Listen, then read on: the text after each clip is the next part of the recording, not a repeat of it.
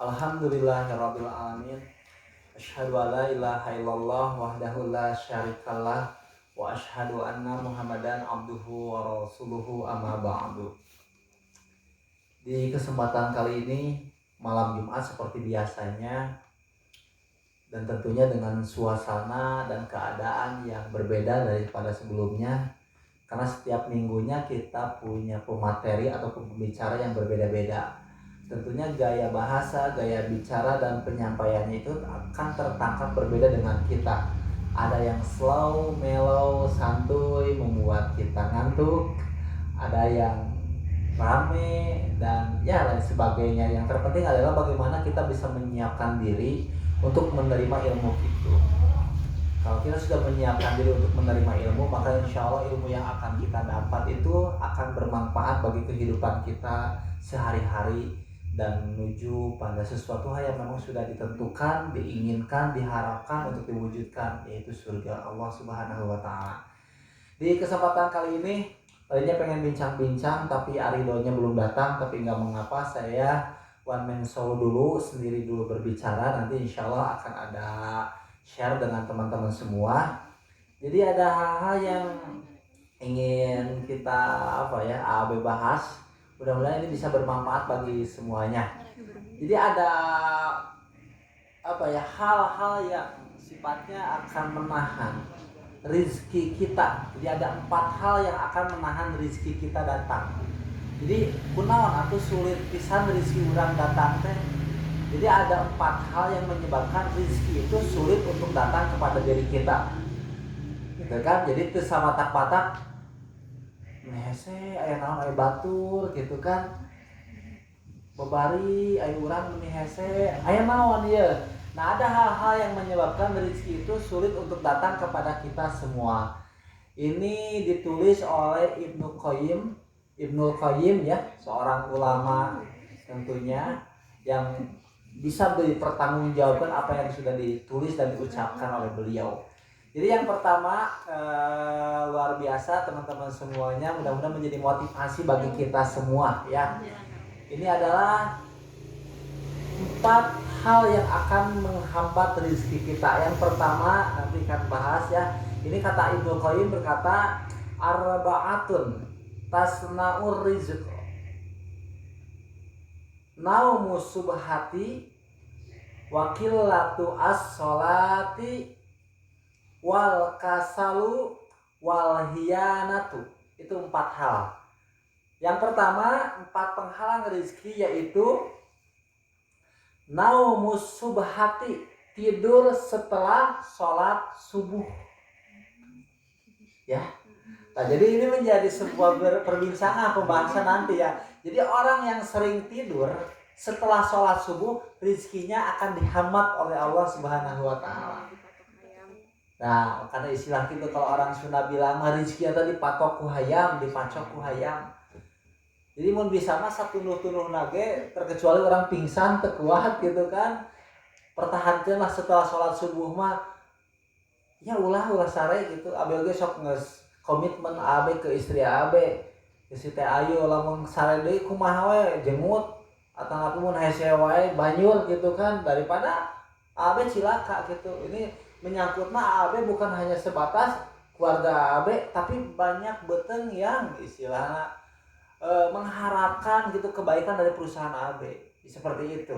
Luar biasa. Nanti akan kita bahas lebih panjang. Itu yang pertama ya, sholat tidur setelah sholat subuh. Jaga ya teman-teman semua. Yang kedua yaitu wakillatu as-sholati. Maksudnya adalah sangat sedikit sholat. Sangat sedikit sholat. Nah, ada 2 versi sangat sedikit sholat. Bisa saja ini sholatnya belang betong. Kalau bahasa sangat sedikit berarti sok sholat, aya sholatna gitunya. Aya sholatna tapi sangat sedikit sholat, berarti bisa wae sholat fardu wajibna oge mungkin. Zuhur hukul mungkin, isya hukul, maghrib atau waktu-waktu tertentu saja. Ya, atau ada penyampaian pemahaman karena 2 rakaat sebelum subuh pahalanya dunia dan isinya. Sholat subuh itu menghapus dosa. Karena seperti itu sholat subuh unggul. Bisa ya pemahaman kadinya. Sangat sedikit sholat, ini bahaya. Atau bisa dikategorikan dengan sangat sedikit sholat itu adalah sholat fardu nama lengkap, tapi sholat sunatnya jarang qiyamul lail, tahajud. Lamun sholat temanya abus ke masjid tara tahiyatul masjid, lamun ke Jumatan teintinor dan lain sebagainya. Bisa dikategorikan seperti atau tara duha ya, seperti itu. Itu yang kedua.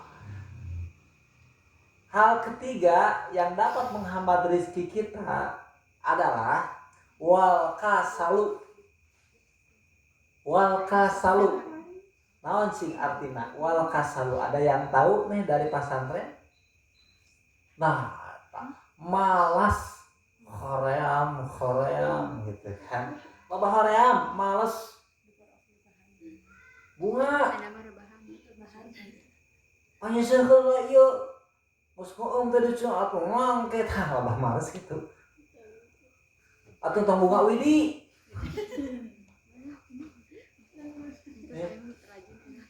Ya, rajin aya mah kawin mah teh.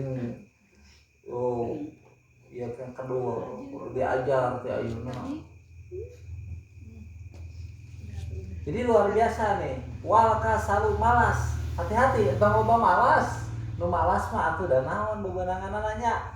Jadi orang pemalas itu yang paling banyak dia dapatkan adalah khayalan. Angan-angan, makanya itu bahaya. Loba berangan-angan teh bahaya. Tapi loba malas cing berbahan, bermimpi. Beda dengan Honda, the power of dream. The power of dream, kekuatan mimpi, bermimpi tapi dilaksanakan, yang prakna, yang memikiran, hayang boga helikopter, hayang boga ieu, hayang kawin jeung si itu, tapi cicing ngan ngahayal, itu bahaya. Dia angan-angan, panjang angan-angan itu bahaya, gitu kan. Si anu loba bunuh diri, katanya nu bunuh diri loba teh angan-angan. Keinginan teh tinggi teh ngalamun kayaknya mun sieu abi rumah tangga kieu tek si itu teh jadi kawinna jeung batur ngahulang akhirna gantung diri lu bangkar itu. Tinggal di Korea, tinggal di Tokyo. Setelah Tokyo, ini Seoul kota kedua yang paling banyak bunuh diri. Sedangkan masalah bab harta mereka orang-orang kaya loh. Orang-orang kaya kenapa dia bunuh diri? Wah, aya naon? Gitu kan, banyak artis Korea pira dibully seetik kecewa bunuh diri. Jadi terlalu terobsesi dengan film Sun Gokong ya si Tipat Kai berkata beginilah cinta deritanya tiada akhir kan gitu. Si Tipat Kai sebelum ikut si guru Tom Samcong, bersama siapa lagi Son Gokong. Dan satu lagi itu apa yang botak teh? Lain Hakim Roda Mas hiji deui teh. Siluman kerbau lain. Pokoknya eta Tipat Kai sebelum ikut Tom Samcong dia itu reinkarnasinya beratus-ratus kali. Tahu nggak reinkarnasi? Itu kepercayaan orang-orang Hindu Buddha ya, itu reinkarnasi. Jadi lamun urang geus maot bakal dihirupkeun deui. Maot dihirupkeun dengan berbeda-beda bentuk dan profesi. Misalkan ya kehidupan urang ayeuna jadi artis, engke pas direinkarnasi deui hirupna jadi misalkan tukang sasapu, beda-beda. Siga si Tipat Kai kan gitu, ceritanya terlagi tentang cinta, matakan mengungkapkan tentang statementnya beginilah cinta, deritanya tiada akhir. Itu Tipat Kai. Kata-kata sebelum menjadi muridnya Tom Samcong dan adik keduanya Sun Gokong. Gitu kan, seperti itu. Jadi lamun nilai awet pan dia teh babinya gitu kan, langsung manjangan gitu kan. Itu cirinya si Tipat Kai seperti itu. Jadi seperti itu, banyak bunuh diri ya. Jangankan jauh-jauh Korea, sekarang Indonesia merebak yang namanya bunuh diri. Termasuk kemarin paling dekat itu terjadi di wilayah ya Kabupaten Bandung juga ya, di Pangalengan. Itu di Baru Ibun kalau nggak salah. Baru Ibun. Kasihan kan laki-laki laki-laki akibat apa? Perempuan deh. Makanya teman-teman semua, ini luar biasa. Dosa pertama di alam dunia ini terjadi akibat wanita. Catat sekali deh. Dosa pertama yang terjadi di alam dunia ini diakibatkan oleh wanita. Dan pembunuhan pertama yang terjadi di alam dunia ini adalah diakibatkan perebutan wanita. Luar biasa, katakan kayak lagu racun. Ya, wanita racun dunia. Kata kan lagu si siapa? The Changcuters gitu kan. Lagunya seperti itu. Jadi itu menggambarkan bahwa luar biasa. Hitler rada oleng aku awewe. Ya. Luar biasa, katakan hati-hati. Jangan terlalu, katakan jangan berlebihan. Kamu harus bermain perasaan juara itu bagi gagan masalah cewek cemen. Luar biasa. Nah, seperti itu teman-teman para legend semuanya yang harus kita cermati. Hati-hati dengan yang namanya kemalasan. Banyak rebahan, banyak malas, panjang angan-angan gitu. Kayak nu gede ngimpi, we mikir cici ngahulang-hulang. Ya, kahayang urang teh kataekan, kataekan teh ku babaturan urang, ku tatangga urang, grebeg ge urang teh. Ya, panas tiris bahasa orang Sunda mah. Naon panas hate. Nah, ini bahaya panjang angan-angan. Makanya untuk mewujudkan cek nizi Laskar Pelangi gitu kan. Memang mimpi itu adalah kunci untuk mewujudkan semua mimpi. Nyata kudu disarana teh dilakukan lain mimpi cici gitu. Katakan ada jargon dari Honda, the power of dream, kekuatan mimpi. Jadi Honda teh bermimpi dulu punya perusahaan gede. Sebelumnya memang kerja di Toyota. Bikinan piston, taunya toraksnya urang manu iyalah. Gitu. Sangeher karena itu sudah kebangun perusahaan Hiroshima Nagasaki jebret dibom hancur di Honda. Tapi tidak pantang menyerah karena alhamdulillah kenapa? Makanya Jepang itu tidak akan bisa lepas dari Amerika. Why? Ada apa? Karena Jepang itu adalah salah satu negara penikmat dana Marshall Plan. Ya, jadi geus dihancurkeun ku sekutu teh ku Amerika, Jepang, tapi didanai dia untuk dibangun kembali. Itu dana Marshall Plan. Ya, Jepang mendapatkan seperti itu. Bahkan maju deui, matakan Amerika dan Jepang pasti tetap bersekutu sampai akhirnya. Meskipun awalnya negara Pasis itu Jepang bertiga, Jepang, Italia, Jerman itu berkoalisi untuk menumbangkan Jerman di Eropa, Jepang Asia, Italia di Afrika. Itu negara Pasis semua. Negara Pasis luar biasa. Jadi untuk menguasai sebuah wilayah itu dengan menyerang selalu. Jadi selalu paling awal menyerang. Sedikit negara Pasis itu tapi luar biasa pemberaninya dan kuat-kuat loh. Jangan ragu. Seperti itu. Yang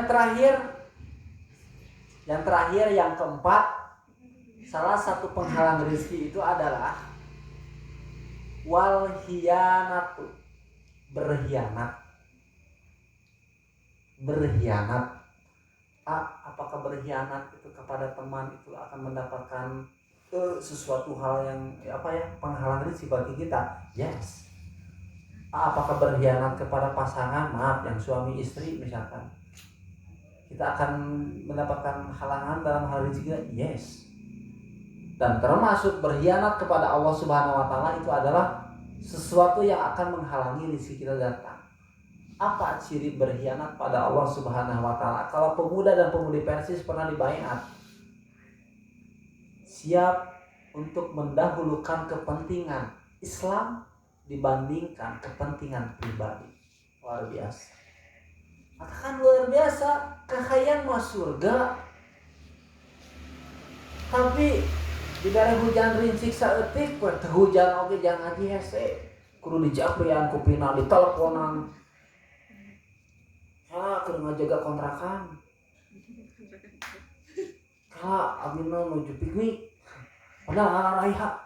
Kamu si Uji merasa terbuka. Jujur saya merasa paling. Kala aya babaturan.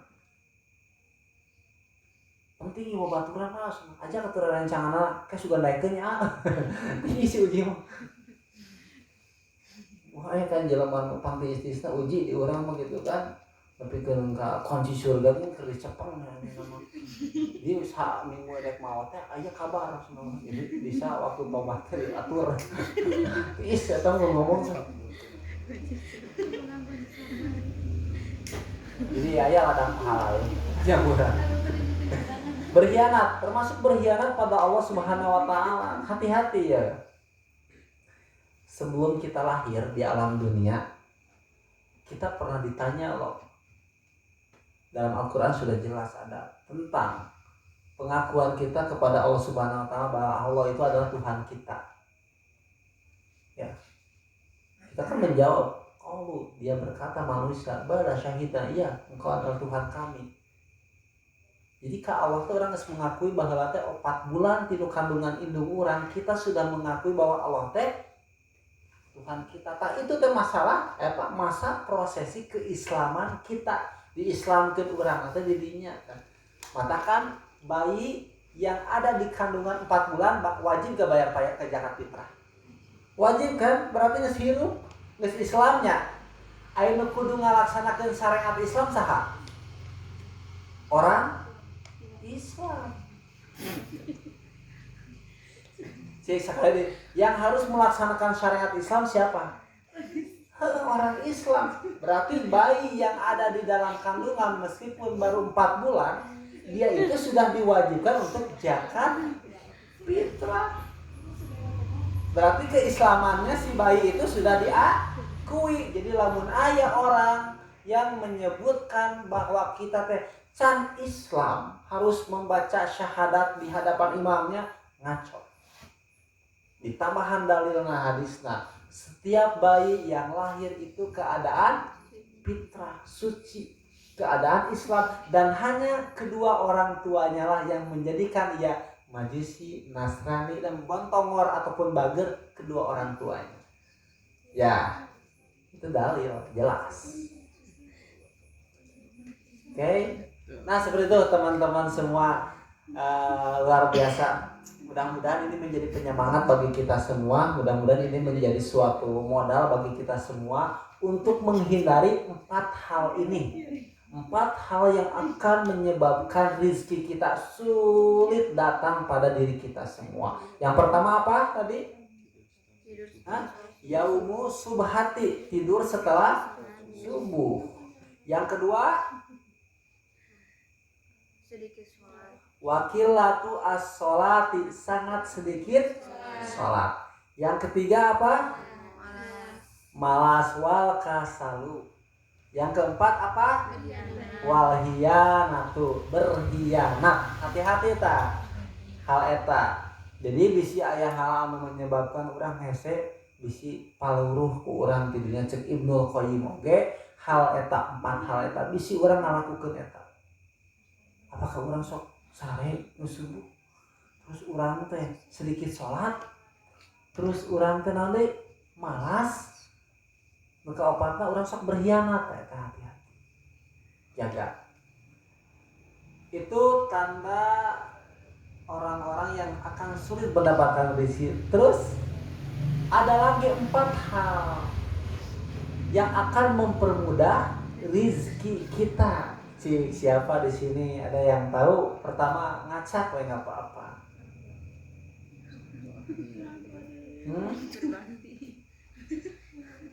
Apa sih? Sahok, sahawe semua. Ngacak enggak apa-apa. Ada yang tahu? 4 hal juga yang akan mempermudah rezeki kita datang. Apa so?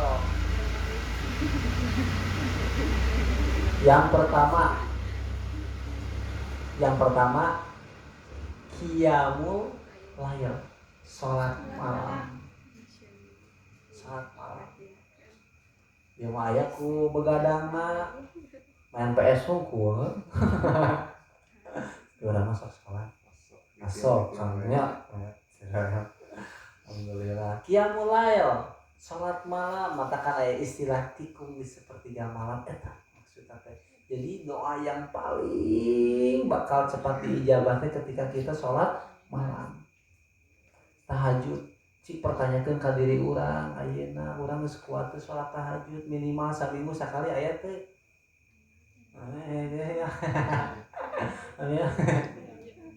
Ya. Yang kedua apa? Qiyamul lail yang kedua apa? Yang kedua biar berurutan. Perbanyak istighfar. Oke? Perbanyak istighfar. Sok. Kan urang teh salat. Setelah salat teh urang teh langsung istighfar matakan lamun urang salat wajib yang pertama kita baca naon heula? Istighfar. Urang teh padahal mah geus salat geus ngalakukeun kahadean tapi naha beuti ditita istighfar. Keur salat oge pidosakeun loba. Allahu Akbar. Ai kapikiran gawean kunci di mana. Aduh. Can dahar mah. Aduh, status pokok can beres kaburu ada mah geus. Kapikiran. Berarti maksiat urang teh ka Allah Subhanahu wa taala. Matakan geus salat kudu istighfar sapertos eta.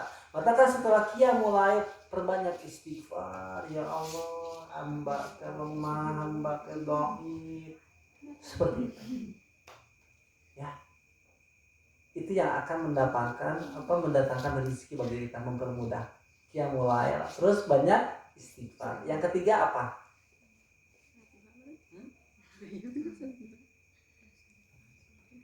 Yang ketiga apa? Yang ketiga apa? Ada yang tahu? Hah? Bersedekah. Makanya jangan malu-malu atau kalau punya ide gagasan teh kan kalian juga suka belajar ngaji. Bersedekah.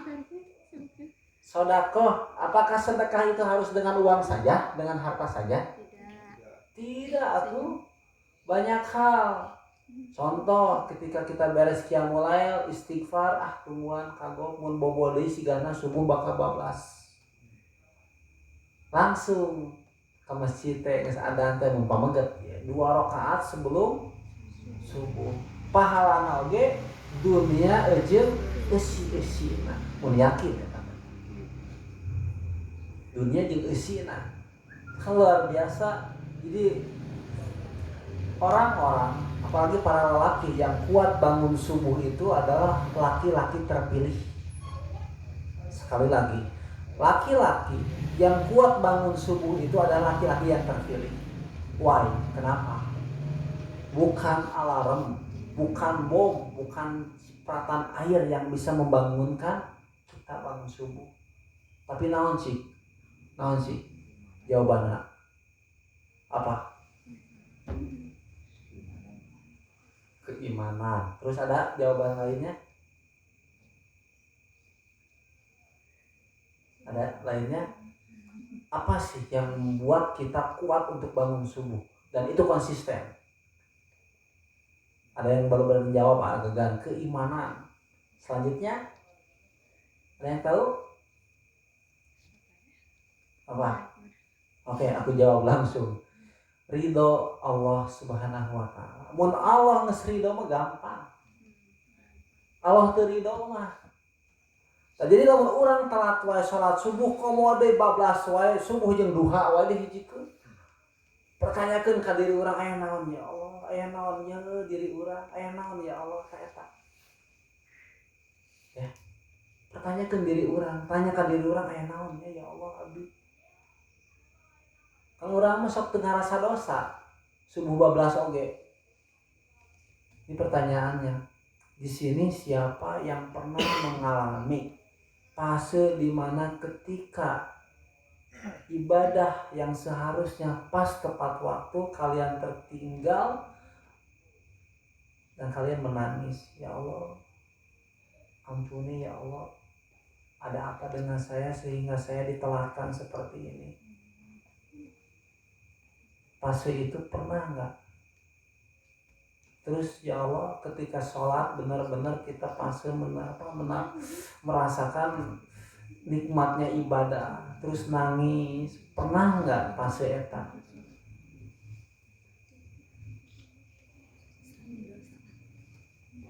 Tapi maafnya pasena bukan fase keringat karena diputuskan buka bogo ya. Ini mah fase ketika kita ingat dengan dosa-dosa, tapi kita nangis, ya Allah, orang tuh dhaif ya Allah. Eta we lalu ka hiji fase di mana ketika kita tidak dibangunkan subuh, urang telat sholat subuh jeung urang ceurik, ya Allah kunaon bet digugahkeun abdi. Tapi pertanyaan, lamun fase eta lamun diri urang geus ngarasa bersalah ketika peribadatan ku Allah ditelatkeun, luar biasa. Lamun urang geus ngarasa dosa, kan lolobana mah kitu nya, dek kalewat sholat. Nah,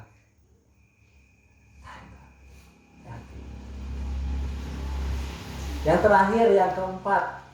Yang tadi pertama apa?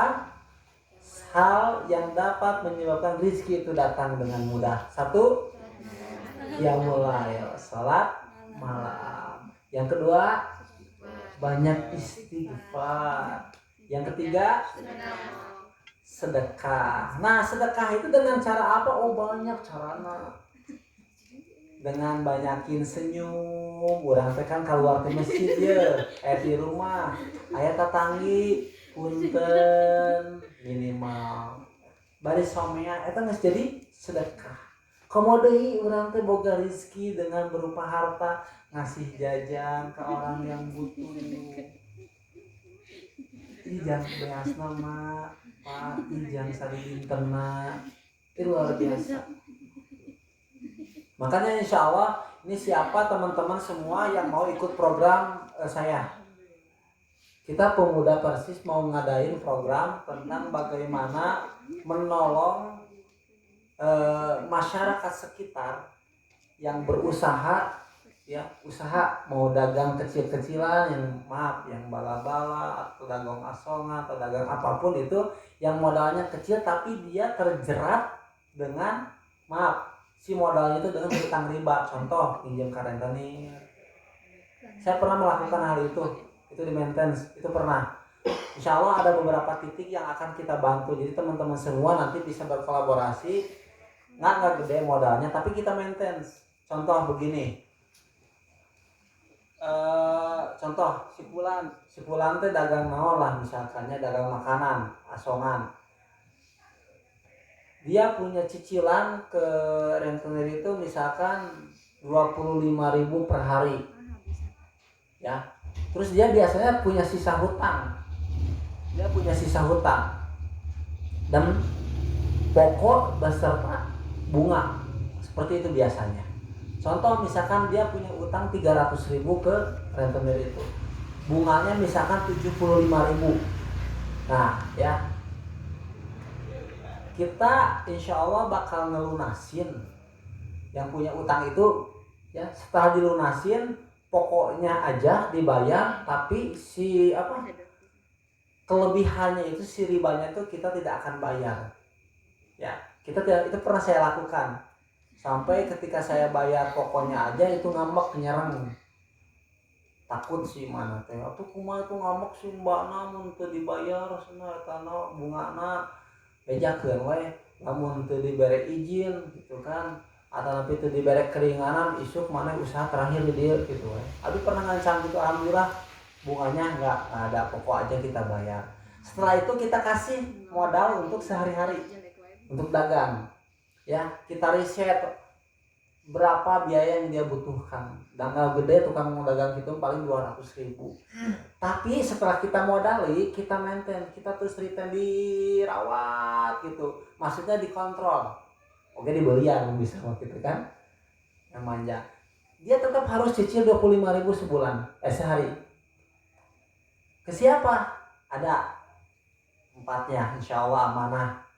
Untuk apa? Untuk dia kene. Bukan kita mau tarik lagi uangnya, enggak. dia cicil lagi 25.000 untuk apa? Ketika udah ngumpul bisi dia beakeun modal lagi bisa dipakai tuh uang. Biar enggak nginjem lagi ke bank itu, ke rentenir eta. Jadi sistemnya seperti itu untuk menjaga nanti dia golangin lagi usahana tiap hari ngumpulkeun deui. Kalau bahayanya cuma sekali kita kasih lunasin, kasih modalnya, oke? Dilunasin, kasih modalnya, tidak kita retain, tidak kita rawat, tidak kita bimbing, aya bahan beak modal kadinya deui. Jadi itu yang harus kita kembangkan, yang harus kita lakukan supaya dia maju.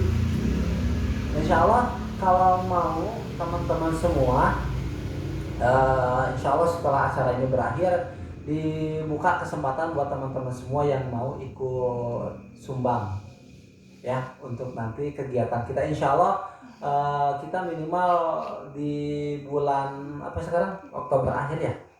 Insya Allah di bulan Oktober akhir nanti ada 1 sampai 2 orang yang akan mendapat bantuan itu. Jadi buat teman-teman semua yang mau ikutan sama AB, oke, kita jalankan, kita bersedekah ya, bersedekah. Tapi sedekahan kecil gitu, kita balik ngebantu, oke, biar dia hidup bener-bener gitu, biar nggak balik lagi kepada maksiat. Yang terakhir, yang keempat, nah yang keempat ada yang tahu nggak? Bisa perbanyak sholat gitu kan. Tadi kan sedikit sholat, akhirnya perbanyak sholat. Ya, sholat duha, nah sholat sunat, nah seperti itu. Oke teman-teman, semuanya mudah-mudahan kajian ini bisa bermanfaat buat kita semua, termasuk paling utama adalah saya sendiri yang berbicara. Tentunya harapan besar apa yang disampaikan pada kesempatan kali ini menjadi sebuah modal bagi kita semua untuk menuju ridho Allah Subhanahu wa taala. Insyaallah pertemuan ini bukan pertemuan biasa. Pertemuan ini ya sudah menjadi rekayasa Allah Subhanahu wa taala, bahwa di kesempatan ini kita sudah diberi kesempatan oleh Allah untuk mendapatkan sebuah ilmu yang ketika ilmu itu yang saya sampaikan pada kesempatan kali ini kita terapkan dalam kehidupan sehari-hari, insya Allah akan menjadi matak kalau orang Sunda bilang. Menjadi sebuah bom pada saatnya, menjadi suatu bom waktu pada saatnya yang akan memberi efek baik bagi kehidupan kita semua. Berkah dunia, berkah akhirat. Dicukupkan segitu aja, insya Allah nanti di sesi tanya jawab kita akan bahas apa-apa yang mungkin ada mengganjal buat teman-teman semua, bisa kita riungkan bareng-bareng. Rabbana atina fid dunya hasanah wa fil akhirati hasanah wa qina azabannar. Assalamualaikum warahmatullahi wabarakatuh.